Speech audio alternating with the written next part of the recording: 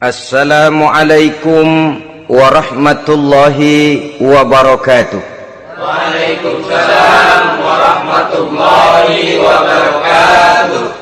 Bismillahirrahmanirrahim. Alhamdulillahi rabbil alamin. Wassalatu wassalamu ala ashrafil anbiya'i wal mursalin, Sayyidina wa maulana Muhammadin wa ala alihi wa ashabihi al-mujahidin at-tahirin, amma ba'du. Saudara-saudara kaum muslimin seiman dan sekeyakinan yang berbahagia, pada suatu hari seketika sedang berkumpul dengan para sahabat, Rasulullah pernah memberikan peringatan. Beliau bersabda, yushiku an tada'a alaikumul umamu kama tada'al akalatu ala qas'atiha. Pada suatu saat nanti akan datang di tengah-tengah kamu, wahai umat Islam, di mana orang-orang lain di sekeliling kamu akan bersatu mengerubungi kamu seperti bersatunya orang-orang mengerubungi makanan di atas meja hidangan. Akan datang suatu saat nanti di mana kondisimu dikepung sedemikian rupa, yang barat mau menerkam, yang timur mau menghantam, yang selatan mau menginjak-injak, yang utara pun akan menjelajah. Kondisimu seperti makanan di atas meja hidangan. Sebagian sahabat merasa heran dan terkejut, lalu mereka bertanya, amin qillati nahnu yawma izin ya Rasulullah? Apakah jumlah kami pada waktu itu sedikit ya Rasul? Kami sampai dikepung sedemikian rupa? Beliau menjawab, bal antum yawma izin katsir. Sama sekali tidak. Kamu tidak sedikit pada saat itu. Bahkan jumlahmu sangat banyak. Kamu adalah mayoritas. Walakinnakum ghusa'un ka ghusa'is sail. Tetapi keadaanmu saat itu persis seperti buih di lautan. Banyak tetapi centang perenang. Banyak tetapi tidak punya daya dan kekuatan. Banyak tapi dipermainkan gelombang lautan, dihempaskan ke tepian pantai tanpa punya makna dan arti. Kondisimu pada saat itu kuantitas yang tanpa kualitas, sehingga orang lain enak saja mengepung kamu. Akidahmu didangkalkan, dibanjiri dengan peradaban dan kebudayaan yang menjauhkan dari agama. Dari segi maksiat dan munkarat seluruhnya mengepung sampai kita melepaskan nilai-nilai Islam kita ini. Dan celakanya, sambung beliau, wal yanzi'anna fi qulubi aduwikumul mahabata minkum. Akan dicabut kehebatanmu di mata musuh-musuhmu, sehingga pada saat seperti itu orang lain memandangmu umat Islam enteng saja, remeh saja, tidak ada apa-apanya. Sudahlah, pokoknya umat Islam sikat saja. Umat Islam enteng, umat Islam kecil, umat Islam tidak ada apa-apanya. Alangkah ironinya, alangkah menyedihkannya, memilukan dan sekaligus memalukan. Umat yang mayoritas ini dipermainkan oleh yang minoritas. Umat yang jumlahnya terbesar, terbanyak,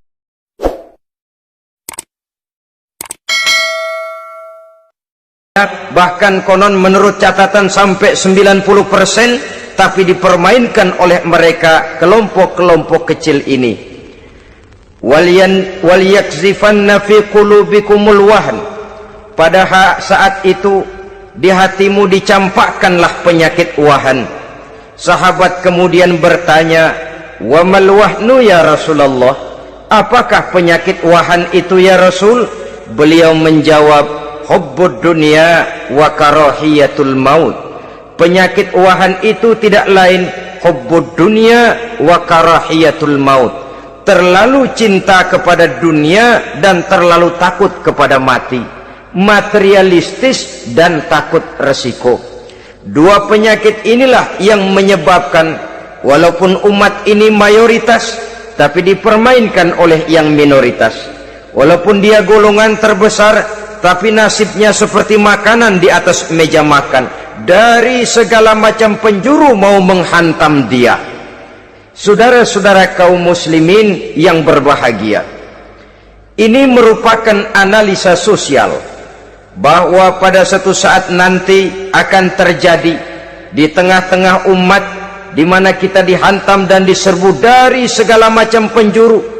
Akidah didangkalkan, peradaban dan kebudayaan dirusak, makanan dan minuman diracuni, pakaian ditelanjangi dan lain sebagainya, sampai kita melepaskan nilai Islam yang kita cintai ini. Kondisi sosial ini satu saat akan datang kepada kita. Demikian analisa dan peringatan dari Rasulullah sallallahu alaihi wasallam.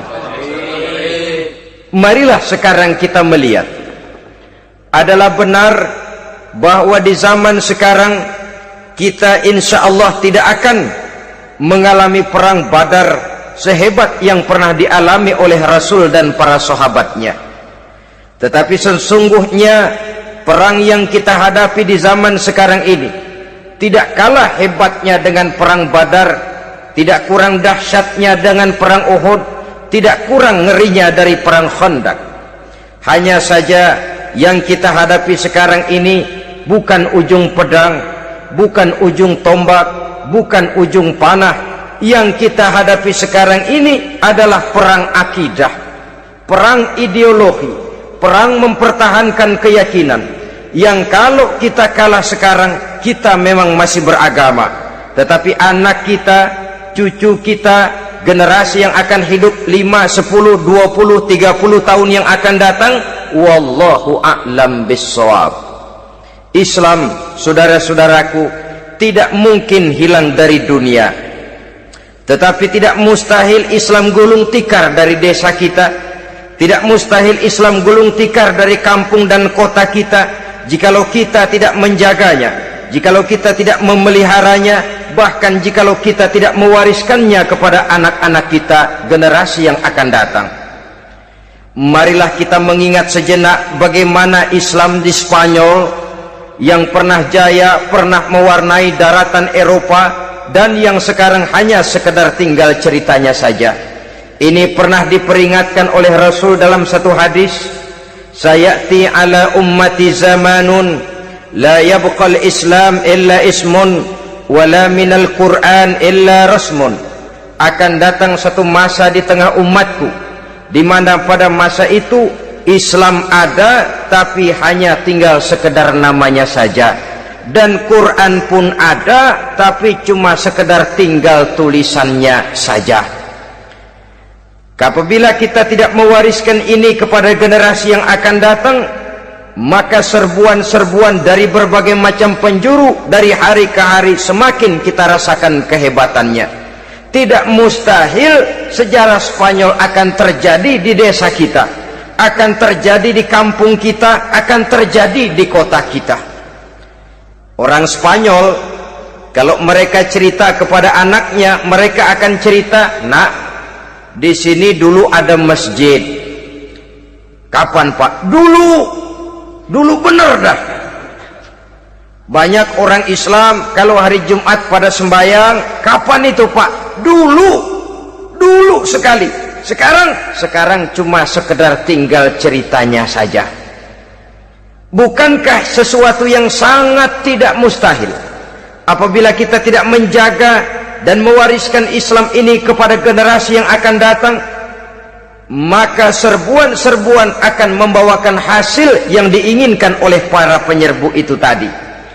Kita sudah menjadi umat yang mayoritas, tetapi umat yang mayoritas ini menurut Rasul dikepung sedemikian rupa, akidahnya didangkalkan, peradaban dan kebudayaannya ditekan sedemikian rupa, kehidupan sosialnya dibuat individualis, kemudian dari segi pergaulan, pakaian, makanan, minuman dan sebagainya diracuni, sampai dia tidak lagi berpegang teguh kepada agamanya. Dan dikala itu hilang kehebatan umat ini di mata musuh-musuhnya. Orang lain memandang kita ringan saja, enteng saja, satu umat yang sudah kehilangan wibawa. Padahal konon kabarnya kita mayoritas, tapi enak saja dikutak-kutik orang lain. Dan dikala itu di hati kita merajalela penyakit uahan. Penyakit uahan itu apa? Pertama, hubbud dunia, terlalu cinta kepada dunia. Terlalu cinta kepada dunia yang menyebabkan kita lupa akan tanggung jawab dan kewajiban, lupa meneruskan dan mewariskan Islam kepada generasi yang akan datang. Kita berlomba dan berlomba hanya untuk mengejar dunia dan seluruh isinya, baik dia bernama material, baik dia bernama seksual, baik dia bernama pangkat, jabatan dan kedudukan. Berlomba-lomba kita di dalamnya sampai tercampaklah penyakit hubbud dunia di dalam hati ini. Berurat dan berakar dunia itu, sulit dan berat kita berpisah daripadanya. Akibatnya kemauan untuk berbuat demi dan atas nama agama sangat sulit terwujud di dalam kehidupan ini. Yang kedua, karahiyatul maut, terlalu takut kepada mati. Baik mati ajal, mati dalam artian yang sebenarnya, baik mati usahanya, baik mati karirnya, baik mati pangkat dan jabatannya. Sehingga dengan demikian akibatnya jatuhlah kita menjadi umat yang kehilangan wibawa di mata orang lain. Saudara-saudara kaum muslimin rahimakumullah, saya katakan tadi, perang yang kita hadapi di zaman sekarang adalah perang akidah. Perang menghadapi peradaban dan kebudayaan yang menghancurkan moral daripada anak-anak kita. Perang menghadapi banjirnya maksiat dan munkarat, yang di tengah-tengah itu, di samping berkewajiban menjaga diri dan keluarga, kita pun juga berkewajiban menjaga anak-anak kita, generasi yang akan datang, mengarahkan dan mendidik mereka sesuai dengan yang dikehendaki oleh Allah Subhanahu wa ta'ala. Oleh sebab itu, pada pertemuan kali ini yang akan saya bicarakan ialah bagaimana idealnya seorang muslim lebih dahulu memberikan pendidikan kepada anak-anaknya di tengah satu situasi dan kondisi di mana serbuan datang silih berganti melanda dan menghantam umat Islam. Kemana anak-anak kita ini harus kita arahkan? Karena kita orang tua mempunyai tanggung jawab. Anak adalah amanah, menyia-nyiakan amanah adalah dosa, dan dosa itu merupakan satu dosa yang besar. Bahkan orang tua bisa saja masuk neraka kalau tidak bertanggung jawab tentang anak-anaknya. Satu riwayat menjelaskan ada orang soleh, ngajinya cukup, sholatnya cukup, puasanya cukup, zakatnya cukup, di mana ada majelis taklim hadir, baca Quran hobi, fitnah orang tidak pernah. Di akhirat setelah disidang dia ternyata lebih banyak kebaikannya daripada kejahatannya, maka dia pun diperintahkan dan dipersilahkan masuk ke dalam surga. Giliran anaknya disidang, biang okem nih anak. Ditanya, siapa Tuhanmu? Tidak tahu. Siapa nabimu? Tenyaho. Apa kitabmu? Ora gelem. Kamu pernah sholat? Tidak. Zakat? Tidak. Puasa? Tidak. Judi? Hobi.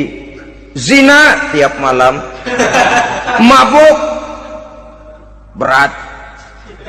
Wah, brengsek kamu. Kebaikan tidak ada barang sedikit pun, sementara kesalahan dan dosa berlipat ganda. Kamu neraka. Anak ini protes. Benar, saya tidak kenal siapa Tuhan saya. Saya tidak tahu siapa Nabi saya. Saya tidak tahu kitab suci dan kiblat saya. Saya tidak sholat, tidak zakat, tidak puasa. Tiap malam saya judi, saya zina, saya mabuk. Tapi saya kerjakan semua itu karena saya tidak tahu dan orang tua saya tidak pernah memberitahu saya. Dia enak-enakan hadir di majelis taklim, saya nyekek botol didiemin saja. Dia enak-enakan baca Quran, saya zina didiamkan saja. Saya bukan tidak mau, orang tua saya sama sekali tidak pernah mendidik saya. Dia mau benar sendiri. Maka kalau sekarang saya harus masuk ke dalam neraka, saya menuntut agar orang tua saya ikut sama-sama bergabung dengan saya ke dalam neraka. Gara-gara dia tuh saya jadi begini. Orang tuamu yang mana? Tuh, yang barusan mau ke surga. Ini orang tua yang sudah mau berangkat ke surga dipanggil. Sebentar dulu mas. Ini benar anak kamu? Iya pak. Waktu di dunia kamu tidak pernah ajarin dia ngaji? Sampai dia tidak kenal Tuhannya, tidak kenal nabinya, tidak kenal kiblat dan kitab sucinya? Ya pak. Dia tidak sholat, kamu diamkan saja. Dia tidak puasa, tidak zakat, kamu bersikap masa bodoh. Bahkan dia judi, dia zina, dia mabuk, kamu pun berdiam diri saja. Ya pak. Tahukah kamu bahwa anak ini adalah amanah? Menyia-nyiakan amanah artinya khianat, dan khianat adalah dosa yang sangat besar. Kamu tidak bertanggung jawab, maka kamu, anakmu gabung ke dalam neraka. Saudara-saudara kaum muslimin rahimakumullah, itu sebabnya Allah pesan benar-benar, ya ayyuhalladzina amanu qu anfusakum wa ahlikum nara. Hai orang-orang yang beriman, jaga dirimu dan keluargamu, istri, anak, orang-orang yang menjadi tanggung jawab dan kewajiban kita, jaga dan pelihara mereka dari api neraka.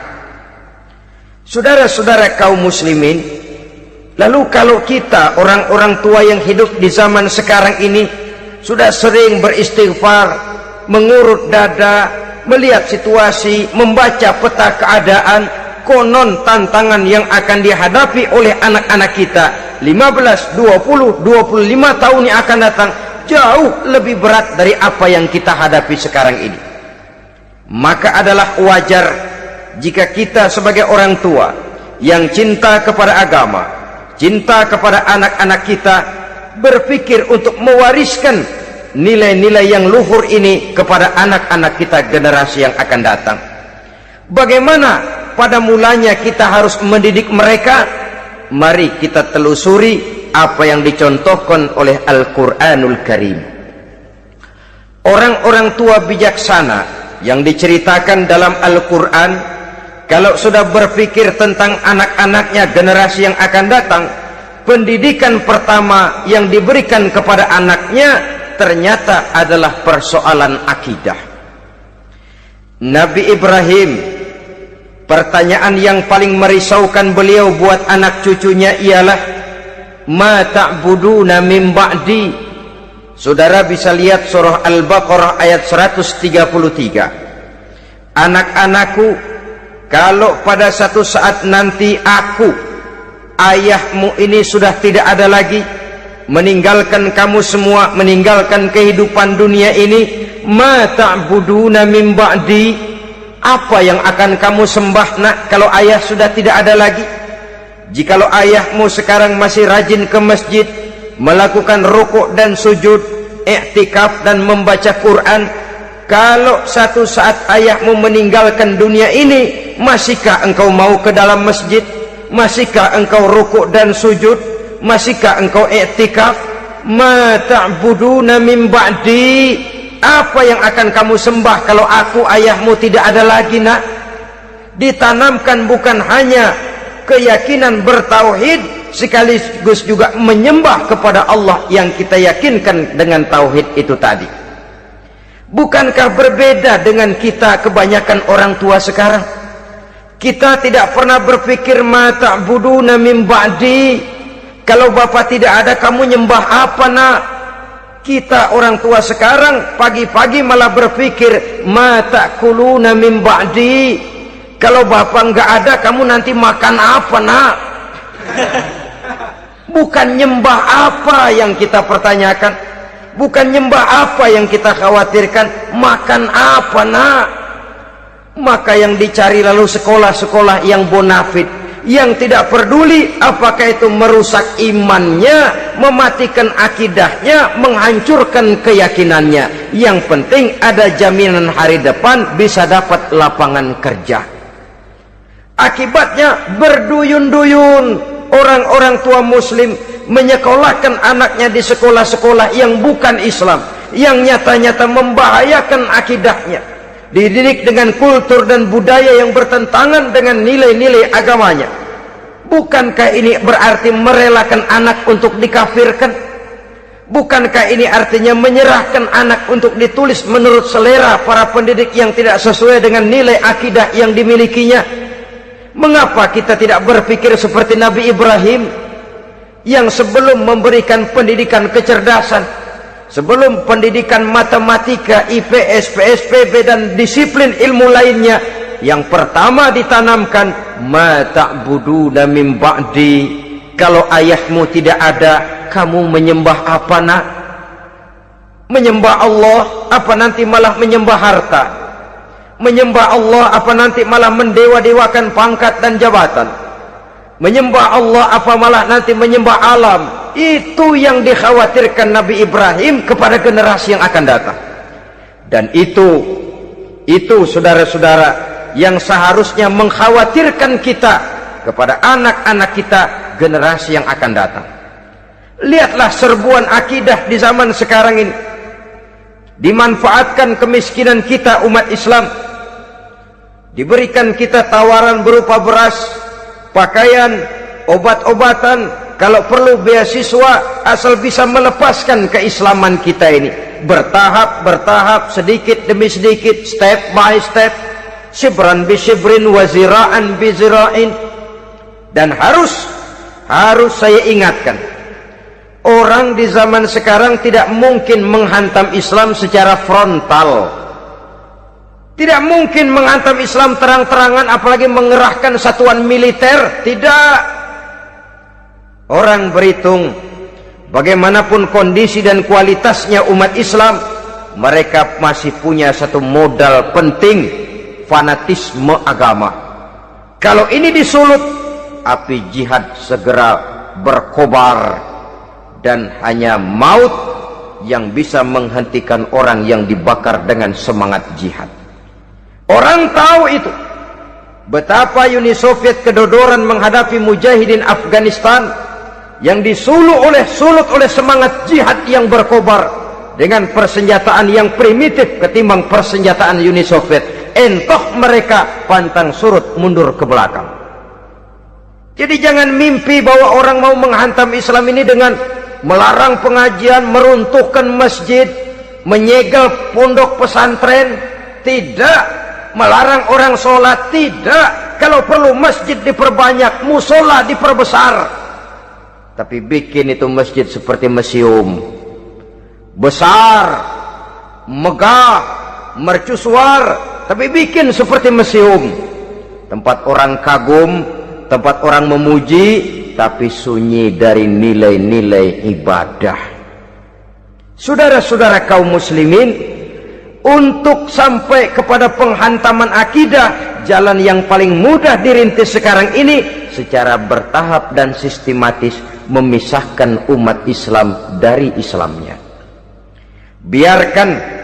Biarkan mereka bernama Muslim. Biarkan di atas kartu penduduknya tertulis agama Islam. Tapi tanamkan budaya-budaya yang menyebabkan cara bergaul mereka, cara berumah tangga mereka, cara bertetangga mereka, sampai kepada cara mereka berpakaian, cara mereka bergaul, cara mereka makan dan minum, cara mereka mendidik dan menyekolahkan anak, sama sekali tidak lagi mencerminkan nilai-nilai yang islami. Itu sudah satu usaha yang paling praktis, memisahkan umat Islam dengan Islamnya. Kalau sadarlah kita ke arah ini usaha orang di zaman sekarang, maka yang harus pertama kita tanamkan kepada anak-anak kita, didik mereka dengan jiwa tauhid yang mengkristal di dalam batinnya, meresap sampai ke tulang sumsumnya, yang tidak akan sampai pun nyawa berpisah dari badannya, akidah itu tidak akan berpisah dari hatinya. Bahkan dia sanggup dengan tegar berkata, lebih baik saya melarat karena mempertahankan iman daripada hidup mewah dengan menjual akidah. Satu khittah, satu garis kehidupan yang perlu kita wariskan kepada anak-anak kita, generasi yang akan datang. Dahulu ada satu tradisi, saudara-saudara. Kalau anak gadis kita dilamar orang lalu bertanya, anakmu mau ngelamar gadis saya, apa sudah khatam Quran berapa kali? Apa sudah bisa baca kitab macam-macam dan lain sebagainya? Sehingga lahirlah satu kebanggaan. Apapun motifnya, tapi pertanyaan semacam ini zaman sekarang sudah langka. Paling-paling yang ditanya kalau anaknya dilamar orang, anakmu kerja di mana? Gajinya sebulan berapa? Kendaraannya bebek apa soal? Apa-apa? Itu yang kita pertanyakan, berkisar di seputar materi, kerja, job, status sosial, dan lain sebagainya. Perkara bisa baca Quran atau tidak, nomor 18. Perkara sembahyangnya rajin apa tidak, nomor 36. Saudara hadirin, akibatnya terjadi pergeseran nilai. Maka mendidik anak menurut tuntunan Quran adalah seperti yang diberikan contoh oleh Luqmanul Hakim, yang diceritakan dalam surah Luqman mulai ayat 11 dan selanjutnya. Apa pendidikan pertama yang harus kita berikan kepada anak? Pertama, ya bunayya la tusyrik billah. Wahai anakku, jangan sekali-kali engkau menyekutukan Allah. Nak, jaga tauhid, pelihara iman, mantapkan akidah. Ini dasar yang pertama. Belum lagi anak mengenal berbagai macam disiplin ilmu, yang pertama ditanamkan tauhid. Ini yang mendasari kehidupan. Ini yang akan mewarnai dan menjadi warna dari kepribadian seseorang. Sentuhan jiwa tauhid di dalam diri si anak. Belum lagi sempat dia kenal yang lain. Yang pertama yang kita tanamkan, kita wariskan, kita berikan, la tusyrik billah. Jangan sekali-kali menyekutukan Allah. Nah, kalau ini sudah tertanam, ini sudah merupakan satu fondasi yang kuat. Selebihnya nanti tinggal melihat bakat si anak, kemana dia harus dididik ini. Yang terpenting nilai iman lebih dahulu tanamkan. Dan untuk menghancurkan nilai keimanan, saudara-saudara, saya katakan, ingatkan kepada hadis di awal tadi, dikepung kita dari berbagai macam penjuru agar bila bisa melepaskan nilai-nilai iman dan keyakinan. Proses pendangkalan akidah, ditanamkan keraguan kepada agama, ditanamkan rasa malu beragama, sholat malu, baca Quran malu, berangkat ke masjid malu, pakai jilbab malu. Ditanamkan rasa malu beragama, sehingga bertahap sedikit demi sedikit kita mulai berpisah dengan kehidupan beragama. Ditanamkan hal yang sedemikian rupa dari berbagai macam penjuru. Dihantam akidah, akidah kuat, dihantam dari segi peradaban dan kebudayaan. Diperbanyaklah peradaban dan kebudayaan yang bukan mendekatkan kita dengan agama, malah mendekatkan kita dengan neraka. Menjauhkan kita dari agama, menjauhkan kita dari nilai-nilai luhur yang diwariskan oleh orang-orang tua kita terdahulu. Adalah kewajiban kita yang pertama, mendidik anak, menanamkan roh, jiwa, dan semangat tauhid di dalam diri mereka. Saudara-saudara kaum muslimin rahimakumullah, kenapa kita lebih dahulukan menanamkan jiwa, roh, dan semangat tauhid ini kepada anak-anak kita? Pertama, kita tidak hanya ingin sekedar mempunyai anak yang pintar, tetapi lebih daripada itu kita pun ingin mempunyai anak yang benar. Segala macam disiplin ilmu, segala macam bentuk penalaran ilmiah dan pengisian intelektualitas manusia mungkin di satu sisi akan membuat dia pintar, tapi di sisi lain belum tentu akan membuat dia benar. Nabi pernah memberikan peringatan, man izdada ilman wa lam yazdad huda lam yazdad minallahi illa bu'da. Orang yang hanya bertambah ilmu pengetahuannya tapi tidak bertambah hidayah dari Allah, tidak makin mantap keimanannya, maka seluruh nilai-nilai ilmunya hanya akan menjauhkan dia dari Allah Subhanahu wa ta'ala.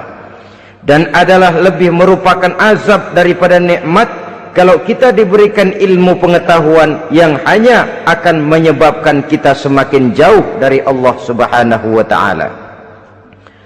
Yang kedua, sesungguhnya roh, jiwa dan semangat tauhid yang melekat dalam diri anak pada puncaknya akan melahirkan satu disiplin murni yang tumbuh dari dalam dirinya sendiri, di mana si anak dalam kehidupannya merasakan dimanapun dia berada, kemanapun dia pergi, ia selalu merasakan kehadiran Allah dekat dalam hidupnya.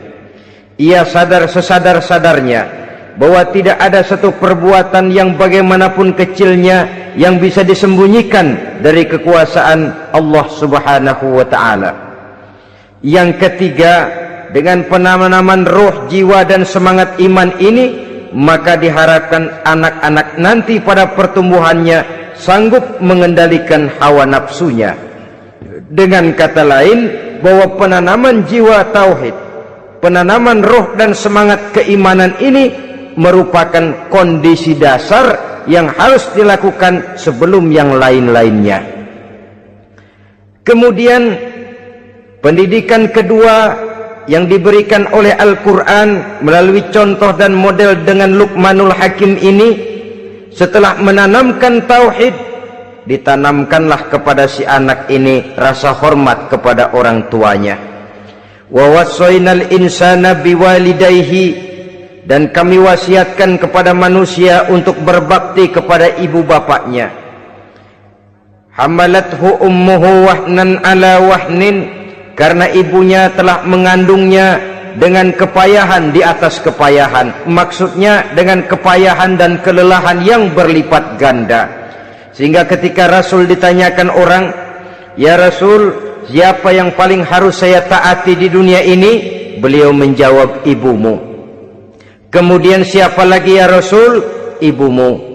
Setelah itu, "Siapa lagi ya Rasul?" "Ibumu." Dan kemudian, "Siapa ya Rasul?" "Bapakmu." Ibu, ibu, ibu, bapak. Bahkan al-jannatu tahta aqdamil ummahat, surga berada di bawah telapak kaki ibu. Bagaimana menanamkan rasa hormat kepada orang tua di hati anak? Tentu yang pertama, bagaimana orang tua bisa memberikan keteladanan. Marilah kita sebagai orang-orang tua ini menyadari bahwa sebelum anak kenal sekolah dasar, sebelum anak kenal TK, ibtidaiyah, sanawiyah sampai kepada perguruan tingginya, yang pertama dia kenal adalah lingkungan rumah tangganya, gurunya adalah ibu bapaknya. Di sini berlakulah apa yang dinamakan keteladanan. Keteladanan jauh lebih berhasil daripada sekedar teori-teori yang muluk. Keteladanan jauh lebih berhasil daripada berbagai macam indoktrinasi dan penataran. Kurangnya keteladanan akan menyebabkan anak mencari pola. Apabila kita orang tua ini tidak bisa memberikan keteladanan yang baik kepada anak-anak kita, maka pada suatu saat anak-anak akan menganggap enteng dan kehilangan wibawa kita sebagai orang tua di mata mereka. Dikala itu akan sangat sulit kita membentuk kepribadian mereka. Bukankah di zaman sekarang ini kita banyak mengalami krisis wibawa, krisis figur? Ada yang karena rapotnya merah melulu, gurunya dikeroyokin. Pak guru pulang sekolah dicegat. Bahkan nyaris ada orang tua pernah dibunuh oleh anaknya sendiri, dan lain sebagainya. Kasus-kasus yang sebenarnya tidak perlu terjadi, karena memang bukan saja bertentangan dengan nilai budaya kita sebagai bangsa, tapi juga bertentangan dengan ajaran agama kita sendiri. Krisis wibawa, krisis figur, yang juga akibatnya harus kita sadari banyak faktor yang membentuk kepribadian anak. Pergaulannya, yang dibacanya, yang ditontonnya, yang disaksikannya di dalam kehidupan. Benar kita menyekolahkan mereka, tapi berapa jam mereka di sekolah? 6 jam, 7 jam paling lama. Sedangkan mereka hidup 1 hari 1 malam 24 jam. Kalau cuma 7 jam di sekolah, ini berarti lebih banyak dia di luar sekolah. Dan di luar sekolah itu artinya ya rumah tangganya, ya temannya, ya lingkungan di mana dia tinggal, yang seluruhnya sangat besar pengaruhnya dalam ikut membentuk kepribadian anak-anak kita. Saya katakan tadi, di samping kita menghadapi perang akidah, kita pun berhadapan di dalam perang menghadapi peradaban dan kebudayaan yang bukan saja menjauhkan kita dari agama, tetapi sanggup menghancurkan moral daripada anak-anak kita. Secara pribadi, saudara-saudara, saya iri, saya kagum misalnya dengan kemajuan yang diperoleh oleh negara tetangga kita, Jepang misalnya. Padahal tahun 45 ia pun hancur lebur oleh meledaknya atom di Hiroshima dan Nagasaki. Tapi bagai satu tenaga raksasa kemudian Jepang bangkit menjadi satu negara superpower di Asia. Bahkan gurunya saja Amerika sekarang ini kewalahan menghadapi perang dagang dengan Jepang ini. Dan yang menarik, Jepang bisa maju dan modern dengan tetap menjadi Jepang, tanpa harus kehilangan identitasnya sebagai satu bangsa, tanpa harus kehilangan kepribadiannya sebagai satu bangsa. Sebagai negara yang sedang berkembang, kita sering latah. Kita ingin meniru Barat, tapi bukan teknologinya, westernisasinya yang kita tiru. Bukan isinya, kulitnya yang kita ambil. Akibatnya apa? Modernnya belum, orangnya sudah Barat. Bergaulnya sudah cara Barat, berumah tangganya sudah cara Barat, berpakaiannya sudah cara Barat, mendidik anaknya sudah cara Barat. Di mana ketemu orang tua cukup hello daddy.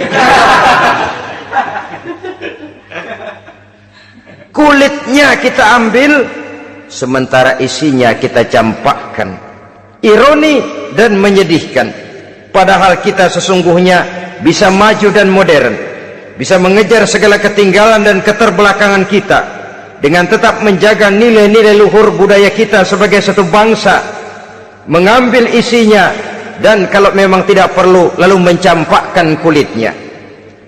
Pengaruh peradaban dan kebudayaan yang menghancurkan moral daripada anak-anak kita oleh pesatnya arus teknologi, oleh pesatnya arus komunikasi, di mana hal-hal yang terjadi di belahan dunia lain dapat kita saksikan hari ini juga melalui layar televisi. Yang terjadi di Amerika, di Eropa, di Afrika, di ujung dunia yang paling ujung sekalipun, di ujung dunia yang paling ujung, hari ini kejadian, hari ini sudah bisa kita saksikan. Pesatnya arus komunikasi, kalau jatuh ke tangan anak-anak kita yang belum mempunyai filter, daya saring positif, akan dicerna oleh mereka tanpa memilah dan memilih. Akibatnya orang kampung bilang kelolodan. Makan nggak dikunyah lagi. Tentu saja akhirnya kelolodan, dan kalau sudah kelolodan menyusahkan kita seluruhnya. Oleh karena itu budaya menghormati orang tua perlu dijaga, perlu dipelihara dan diwariskan kepada anak-anak kita. Tali silaturahmi sehingga ada respeknya kepada orang tuanya. Jangan bapaknya dianggap CS, ibunya dianggap CS, kakeknya dianggap CS. Hilang rasa respek, hilang rasa menghormati. Sementara orang tua sendiri tidak bisa memberikan keteladanan, kurang mendapat perhatian dan lain sebagainya. Apalagi kalau baik ibu maupun bapak adalah orang-orang karier yang setiap hari sibuk menghadapi tugas masing-masing. Bapak sibuk rapat, pindah kantor sana kantor sini, ibu sibuk arisan, besarlah anak-anak di tangan pembantu dan lain sebagainya, sehingga dia merasa kurang mendapat perhatian, dan ini akan ikut membentuk warna dari kepribadian yang dimilikinya. Sampai kepada pelosok-pelosok desa, jaringan televisi memang menguntungkan, Tapi kalau sudah sampai kepada menayangkan budaya-budaya yang tidak sesuai dengan pola di mana mereka tinggal, pola lingkungannya, dan ingin mereka terapkan dalam kehidupan, ironi dan menyedihkan. Maka sering dikatakan, jikalau ABRI masuk desa, rakyat beruntung. Jikalau listrik masuk desa, rumah jadi terang. Jikalau koran masuk desa, rakyat jadi cerdas. Jikalau hakim masuk desa, rakyat lalu sadar hukum.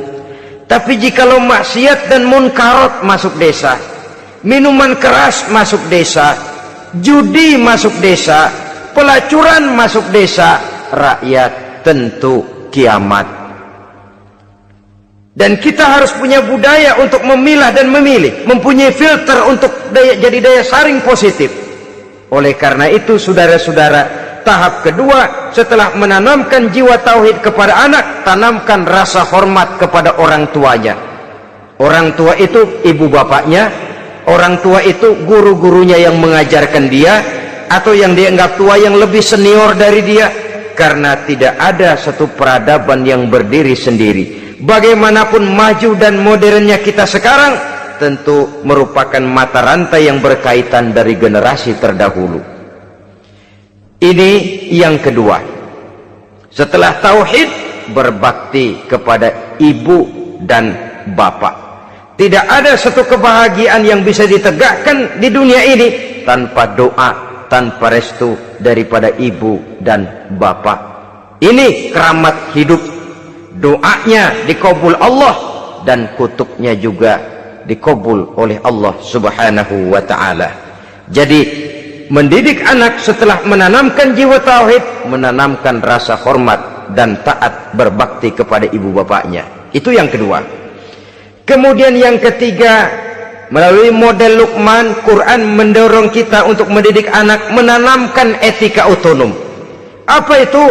Ya bunayya, innaha in takum mithqala habbatin min khardalin fatakun fi sakhratin aw fis samawati aw fil ardi ya'ti bihallah.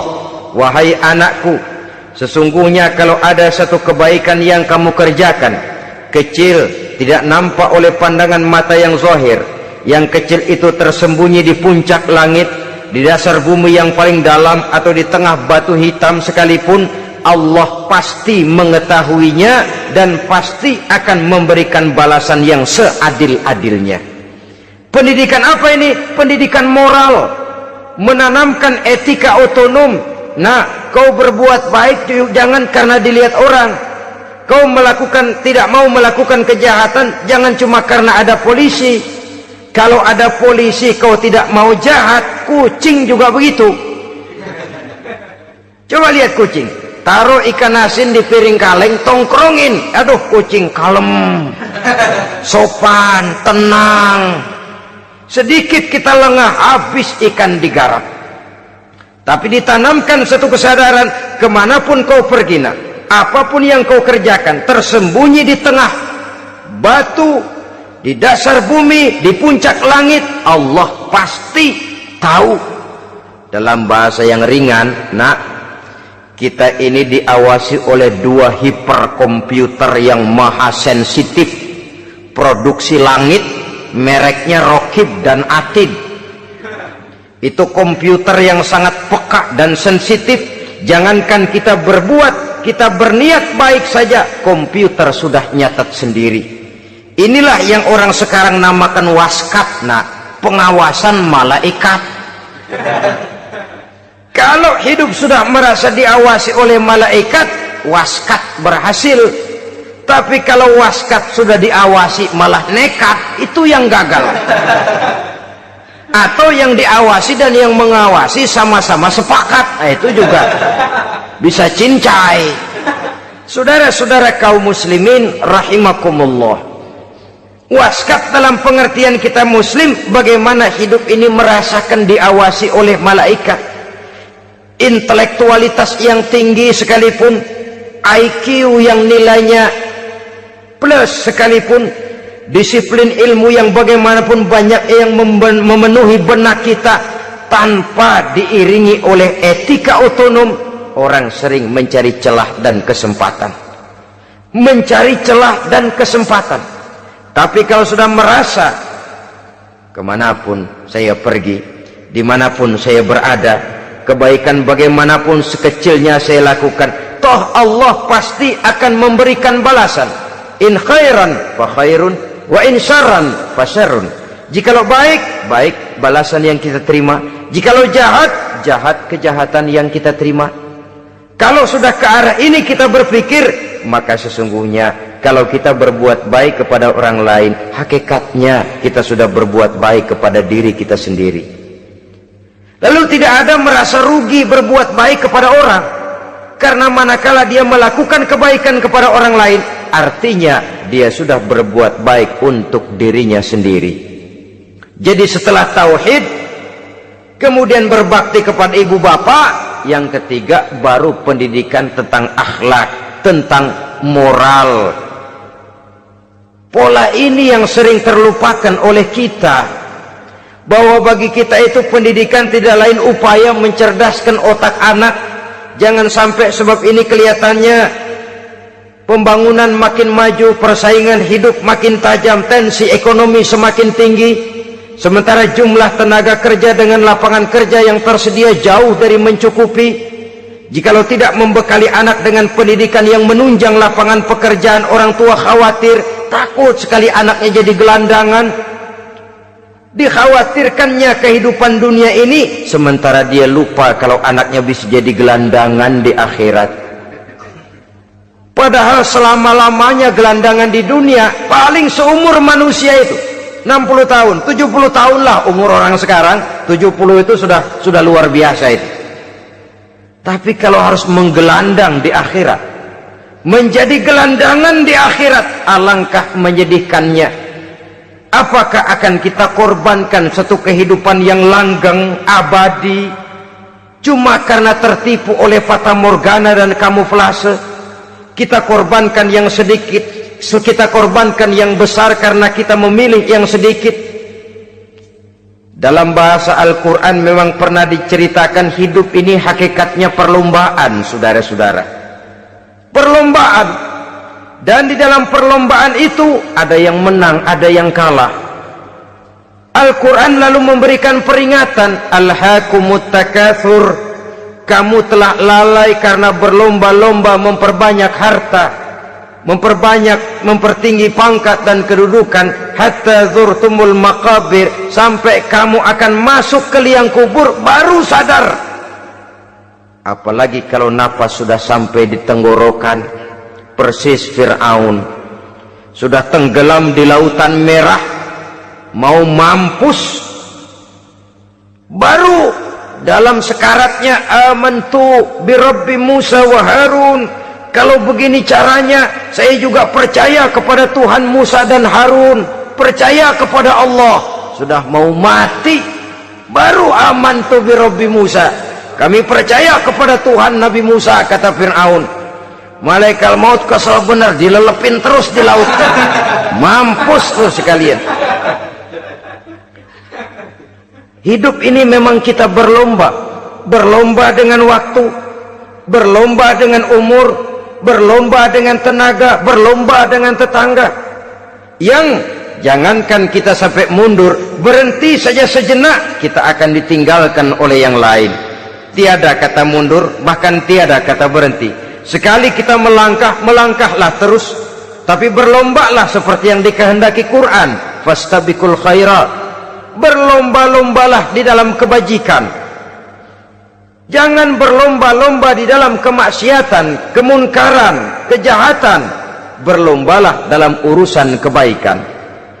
Saudara-saudara kaum muslimin rahimakumullah, tauhid, berbakti kepada ibu bapak, kemudian pendidikan tentang moral.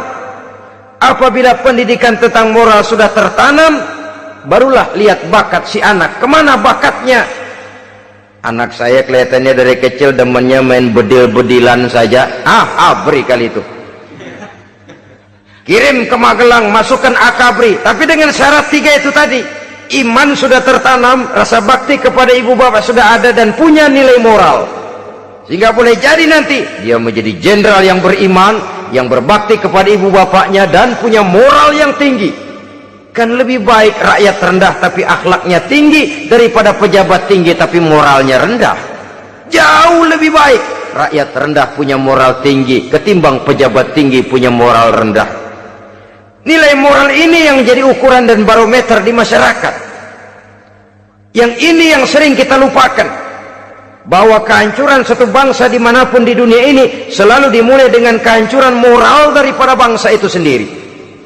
Sekarang membina nilai moral ini berat. Gadis kita, remaja, putri diberikan pakaian jilbab, mungkin dia sendiri masih setengah-setengah, ditambah lagi oleh ledekan temennya. Jilbab lah kuno, bau sorga lah, bau masjid lah, bau menyan lah. Ditanamkan rasa malu untuk hidup dekat dengan agama. Kalau moral semacam ini sudah tertanam, sedikit demi sedikit kita mulai mengucapkan selamat tinggal kepada agama. Dan kemalangan apa yang lebih malang kalau kita sudah jauh dari agama ini? Bukankah Islam telah menyelamatkan manusia dari penyakit jahiliyah dan membawanya kepada satu kehidupan yang maju dan modern? Kalau kita tinggalkan Islam ini, bukankah artinya kita akan kembali kepada satu zaman jahiliyah? Hanya saja jahiliyah itu berada di abad modern, versinya tentu lebih modern. Kalau zaman jahiliyah dulu mabuknya pakai arak, zaman sekarang sudah macam-macam orang bisa mabuk. Kalau zaman jahiliyah dulu anak perempuan dikubur hidup-hidup, zaman sekarang kadang-kadang belum sempat lahir ke dunia malah sudah dibunuh lebih dahulu. Versinya saja yang berbeda. Kalau di zaman jahiliyah dahulu manusia menyembah batu yang bernama Latta, Uzza, Manat dan Hubal, di zaman jahiliyah modern sekarang ini orang sering menyembah kepala bagiannya, sering menyembah atasannya, sering menyembah komputer, sering menyembah teknologi modern yang lebih diyakininya daripada Allah sebagai keyakinan sentral di dalam hidupnya. Saudara-saudara kaum muslimin rahimakumullah. Jadi yang ketiga, nilai moral yang ditanamkan kepada anak-anak kita supaya dia bisa menghadapi tantangan-tantangan hidup yang semakin berat ini dengan tetap berpegang teguh kepada nilai-nilai moral yang diwarnai oleh jiwa keimanannya yang bersumber dari ajaran agamanya. 3. Kemudian yang keempat, barulah tatanan kehidupan sehari-hari. Apa kata Luqman? Ya bunayya aqimis sholah. Setelah bertauhid, berbakti kepada ibu bapak, punya nilai moral. Ya bunayya aqimis sholah, nak dirikan sholat. Rumah tangga muslim, anak berumur 7 tahun sudah berani meninggalkan sholat, kata Nabi, pukul. Bukan untuk menyakiti, untuk mendidik, karena sayang kepada anak. Saudara-saudara, kita khawatir betul kepada anak. Kalau dia pulang dari sekolah, buru-buru kita sebagai orang tua bertanya, sudah makan nak? Sudah istirahat nak? Tapi jarang kita sebagai orang tua melontarkan, sudah sholat nak? Bahkan kita bisa memberikan sugesti kepada anak. Nah, kalau kau naik kelas 1 sampai naik ke kelas 2, bapak beliin sepeda. Tamat SD nak, motor. Tamat SMP nak, ke Bali kita. Tamat SMA nak, Singapura. Saudara-saudara, tapi kalau untuk urusan sholat misalnya, kita tidak pernah memberikan sugesti kepada anak-anak kita. Nak, kalau kau hafal Fatihah lengkap dengan artinya, bapak beliin sepatu. Nak, kalau kau bisa sholat dengan baik, cukup syarat rukunnya, bapak beliin sepeda. Ada rangsangan, ada sugesti yang membuat anak lebih tergerak untuk hidup dalam suasana keagamaan. Ya bunayya aqimis sholat, nak dirikan sholat. Sebab ini sandaran vertikal yang paling langsung antara manusia dengan Tuhannya. Menyadari bahwa sepanjang yang bisa dilakukan oleh manusia hanyalah berusaha dan berusaha, dan kepastian sepenuhnya ada di tangan Allah. Dengan sholat kepribadianmu diperteguh, dengan sholat sandaran vertikalmu kepada Allah diperkuat. Dan pada waktunya nanti Al-Quran memberikan bimbingan, hendaklah minta tolong kepada Allah dengan sabar dan tetap mendirikan solat. Ya bunayya aqimis sholat. Setelah itu wa'mur bil ma'rufi wanha 'anil munkar. Tegaklah membina yang ma'ruf, tegaklah mencegah yang munkar. Ini sikap hidup sudah. Solat tadi tugas hidup. Lalu sikap hidup tampil di tengah masyarakat, membina yang ma'ruf, mencegah yang munkar sesuai dengan kesanggupan masing-masing. Bukankah setiap kita kepingin punya anak yang bermanfaat, setidaknya bagi keluarganya, syukur kalau bisa bagi lingkungannya, bagi masyarakat, bangsa dan negaranya. Dan satu di antara tanda orang yang bermanfaat, kalau dia bisa hidup menjadi penganjur yang ma'ruf dan pencegah yang munkar. Dan itu kalau tidak ada hidayah, sulit orang mau melaksanakan itu. Sebab apa? Ada kecenderungan belakangan ini di mana agama dianggap urusan pribadi. Sehingga orang lalu sering bilang, jangan bawa-bawa agama dah, itu kan bukan urusan agama. Ini sudah ciri berpikirnya sekuler. Jangan bawa-bawa agama. Agama urusan pribadi, artinya orang mau sholat mau enggak jangan bilang apa-apa dah, urusan dia sendirian. Dia mau puasa dia enggak, merdeka saja, urusan pribadi. Agama bukan persoalan pribadi. Apalagi jika sudah menyangkut amar ma'ruf dan nahi munkar, siap menegakkan yang baik, mencegah yang munkar, untuk tegaknya satu masyarakat yang diwarnai oleh kebaikan dan terhindar dari segala macam kejahatan. Dan terus ayat-ayat selanjutnya mencerminkan sikap hidup. Namun yang intinya, cara mendidik anak yang baik yang dicontohkan oleh Al-Quran dengan Luqmanul Hakim sebagai model. Pertama, tanamkan tauhid. Yang kedua, tanamkan rasa hormat dan berbakti kepada ibu bapaknya. Yang ketiga, tanamkan moral, nilai akhlak yang tinggi. Setelah itu yang keempat, biasakan hidup dalam suasana keagamaan. Kontrollah sholatnya, kontrollah baca Qur'annya, kontrollah puasanya di bulan Ramadan. Ajaklah anak-anak sholat berjamaah, sehingga dengan demikian dia terbiasa oleh satu suasana yang mendekatkan dia dengan nilai agamanya. Dari sana diharapkan nilai-nilai ilmu yang didapatnya dari bangku sekolah akan menciptakan keseimbangan dengan yang ditanamkan oleh orang tuanya dalam bentuk yang dijelaskan oleh surah Luqman itu tadi. Sehingga apabila keseimbangan ini terwujud, akan menjalin keseimbangan dalam pola berpikir, dan keseimbangan dalam pola berpikir akan melahirkan keseimbangan dalam perbuatannya. Terwujudlah kita harapkan insan yang fid dunya hasanah wa fil akhirati hasanah.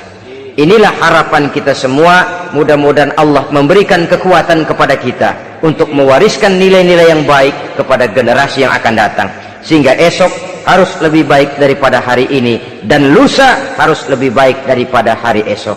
Terima kasih atas perhatian saudara. Mohon maaf atas segala kekurangan. Usikum wa nafsi bitaqwallah. Wassalamualaikum warahmatullahi wabarakatuh.